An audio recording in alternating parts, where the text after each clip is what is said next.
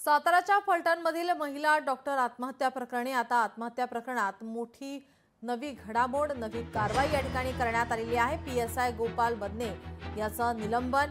महिला डॉक्टर आत्महत्या प्रकरणाचा तपास आता वेगाने सुरू झालेला पाहायला मिळतोय। सातारा जिल्ह्यातील फलटण शहरातील महिला डॉक्टर संपदा मुंडे यांच्या आत्महत्येनंतर आता पोलीस विभागात मोठी खळबळ उडाली आहे। आत्महत्येपूर्वी त्यांनी आपल्या हातावर लिहिलेल्या सुसाइड नोटमध्ये पोलीस उपनिरीक्षक गोपाल बदने याच्यावर 4 महिन्यांपासून लैंगिक आणि मानसिक छळ आणि अत्याचाराचे गंभीर आरोप केले होते। प्रशांत बनकर याच्यावरही मानसिक आणि शारीरिक त्रास दिल्याचा उल्लेख त्यांनी केला होता। आपले प्रतिनिधी इम्तियाज मुजावर आपल्या सोबत जोडलेले आहेत। इम्तियाज, आपण पाहतोय आता पोलीस कारवाईला वेग आलेला आहे। आता निलंबन करण्यात आले, काय दिक्षू माहिती? नक्कीच आता साताऱ्यातल्या ह्या फलटण मधील जे महिला डॉक्टर आहेत त्यांच्यावर जो लैंगिक अत्याचार करून त्यांचा जो मानसिक छळ करण्यात आला होता आणि याच प्रकरणी त्यांनी या सगळ्या प्रकाराला कंटाळून त्यांनी आत्महत्या केली आहे आणि ह्या आत्महत्यामुळे आता संपूर्ण सातारा जिल्ह्यात खळबळ माजली आहे। एकंदरीतच आता पीएसआय जे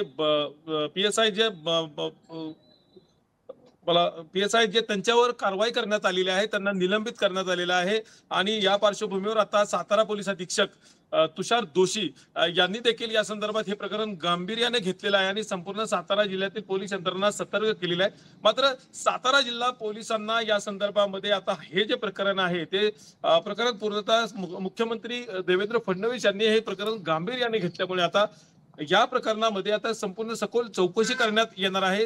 फलटण पोलीस आणि फलटण शहर पोलीस यांची देखील आता सातारा पोलीस अधीक्षकांसह पूर्ण गृह मंत्रालयाकडून सखोल चौकशी करण्याचे आदेश या निमित्तानं देण्यात आलेला आहे की संबंधित महिला डॉक्टर जे आहे यांना पोस्टमॉर्टमचा रिपोर्ट बदली करावा म्हणून सातत्यानं जो दबाव प्रक्रिया टाकण्यात येत होती, त्यांच्या कुटुंबियांनी हा आरोप केलेला आहे की पोस्टमॉर्टम रिपोर्ट बदली करण्याच्या दृष्टिकोनातून जे दबाव प्रक्रिया करण्यात येत होती ती धमकी दबाव प्रक्रिया कुठल्या पोस्टमॉर्टमच्या संदर्भामध्ये ही दबाव प्रक्रिया करण्यात येत होती, कोणी सांगितलं होतं हे दबाव पोस्टमॉर्टम बदली करण्याच्या दृष्टिकोनातून, कोण आहे याच्या पाठीमागे, असे सगळे वेगवेगळे प्रश्न उपस्थित करण्यात येत आहे। आणि सगळ्यात महत्वाचा मुद्दा म्हणजे की जे महिला डॉक्टर आहेत ज्यांनी आत्महत्या केलेली आहे त्यांना एक सरकारी क्वार्टर्स देखील देण्यात आले होते, मात्र त्या सरकारी क्वार्टर्समध्ये त्या ठिकाणी त्या दिवशी उपलब्ध नव्हत्या। त्या फलटण शहरातल्या हॉटेलमध्ये त्या ठिकाणी का गेल्या, कोणी त्यांना त्या ठिकाणी बोलवलं होतं, कशासाठी त्या ठिकाणी हॉटेलमध्ये गेल्या, त्यांच्या समेत आणखीन कोणी काय होतं का, आणि त्यांनी हातावर जी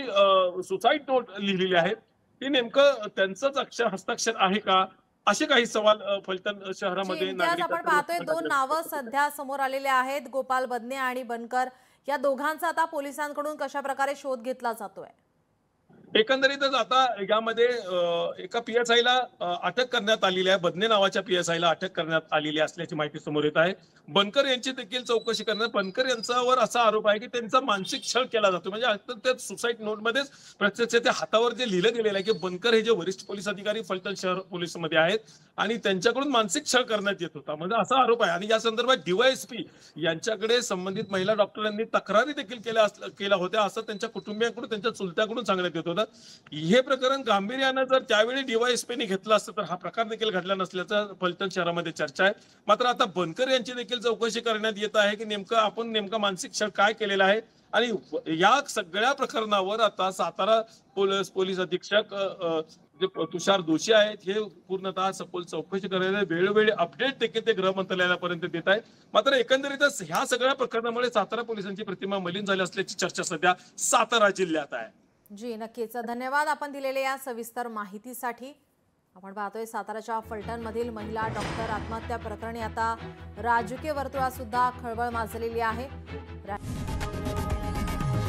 लोकशाही मराठी ऐका, पहा, जागरूक रहा।